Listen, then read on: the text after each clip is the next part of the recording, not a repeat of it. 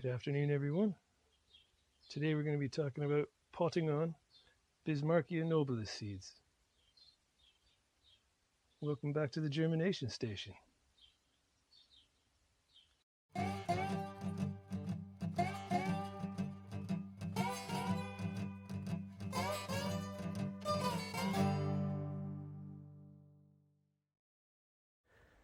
The Bismarckia Nobilis is one of the world's most striking ornamental palms, instantly recognized by its massive fan-shaped leaves and stunning silver-blue color. This spectacular palm originates from the island of Madagascar, where it naturally grows in open grasslands exposed to strong sun and seasonal dry conditions.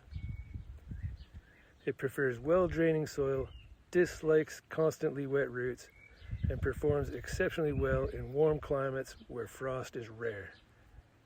Bismarckia nobilis is widely considered one of the most beautiful landscape palms in the world. Okay, so welcome back to the Germination Station. Here in my community planting container,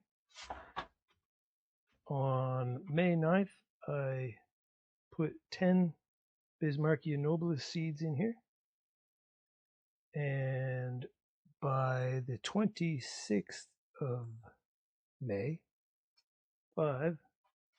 these five had sprouted.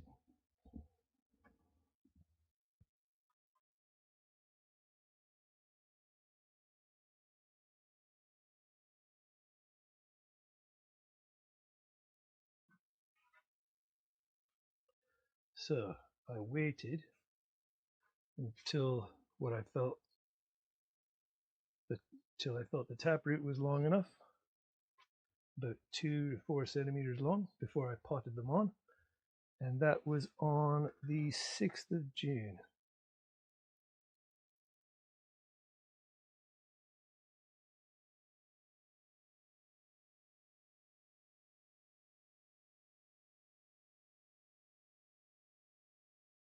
So that was pretty good. I soaked them from the 3rd of May till the 9th of May, then put them in this community container, and by the 26th, just 2.5 weeks later, they'd popped, and I waited another 8 to 10 days till the taproot was long enough and potted them on. Today's stop at the station is brought to you by Botanics. Check out the Botanics Biodynamic Moon Garden Planting Calendar with over 50 plus herbs and vegetables. Online purchases can be made by visiting bo-tanics.com/calendar. Plant with the moon.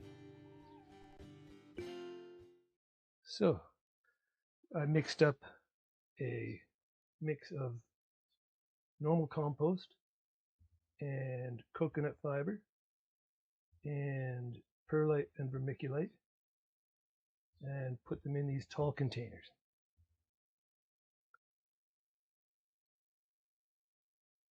Since then, as you can see, this 6th one has popped.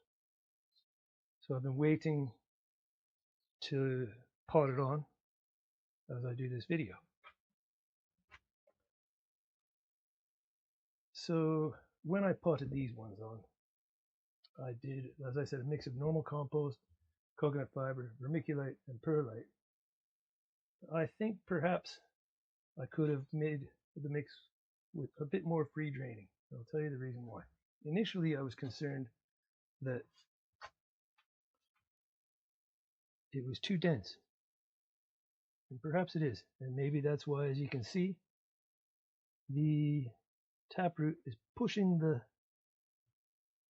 seed up from the soil. Now that's not a problem. It's not abnormal. In fact, I was quite relieved, because initially I thought, as you can see with this one, that nothing was happening and perhaps I'd put it in the wrong soil and killed it. But as you may be able to see, even it's lifted gently off the soil on that side. In fact, they all seem to have, which I do find relieving. That tells me that the taproot is growing underneath and pushing the seed up. So perhaps as I'm going to pot this one on, I'm going to put it in a soil mix that's a bit more free draining. So here's one I did earlier. I just put more of the vermiculite, cocoa fiber, and perlite mix in with the mix that I'd already made. But I did that outside because when you're working with perlite, so it's very dusty volcanic powder, very good idea to do it where it's well ventilated. So let's have a look at see how long this root is. You want to be gentle. These roots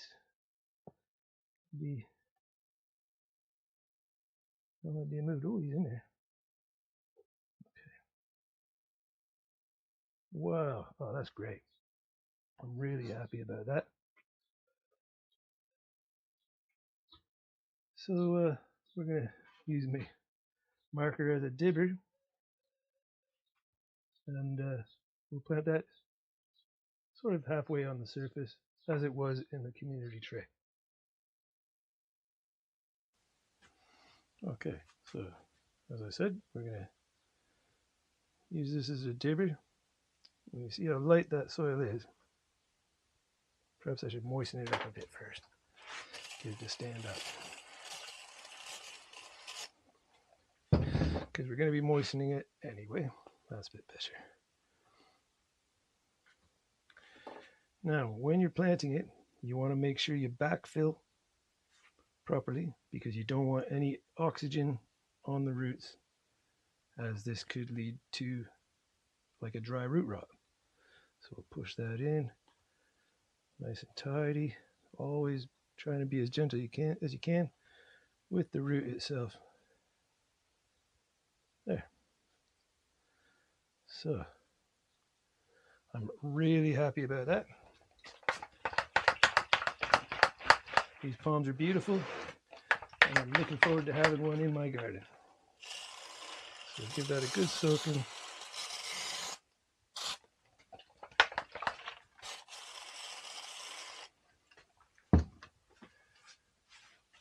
We've already tagged it.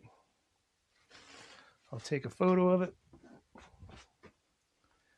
for the record, and then put a bag over it,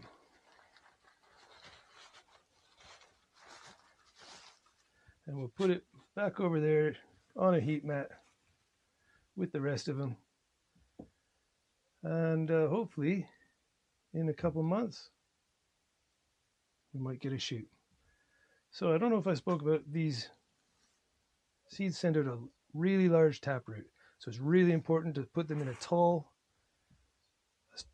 container, and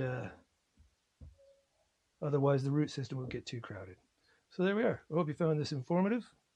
I'm hoping these pop. These haven't yet, but you never know. So I'll cover that back out, put that back on its heat mat, and hopefully they'll pop open, and hopefully these will send up some leaf shoots. When they do, I'll make a follow-up video, and until then, I look forward to seeing you the next time here at the Germination Station.